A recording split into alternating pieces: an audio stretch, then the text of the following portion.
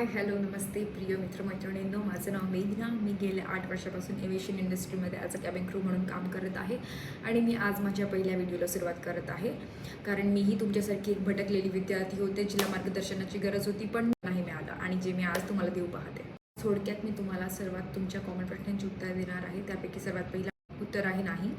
कोणताही specific coaching class, education background ह्याच्यासाठी required नसतो. तुम्ही कोणत्याही एज्युकेशन बॅकग्राऊंडमधून आहात आणि तुम्हाला कॅबिन क्रू व्हायचं असेल तर तुम्ही इझिली एंटर करू शकता. सर्वप्रथम हे जाणून घ्या की प्रत्येक एअरलाईन डिफरंट आहे आणि त्यांचा बेसिक क्रायटेरिया डिफरंट असतो, जो तुम्हाला इझिली अवेलेबल असतो त्यांच्या ऑफिशियल वेबसाईटवर. एअरलाईन जॉईन करण्यासाठी त्यांचा एजचा क्रायटेरिया असतो मिनिमम 18. इंटरनॅशनलसाठी असतो मिनिमम 21+.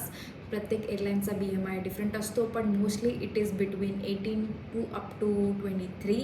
आणि तुमचं रिटन आणि verbal English fluency skills. Important point is specifically uniform घातल्यानंतर तुमच्या विजिबल बॉडी पार्ट्सवर कोणत्याही प्रकारचा scar, mark, any tattoo, wound, एखादी जखम झाली असेल तर त्याचं निशाण.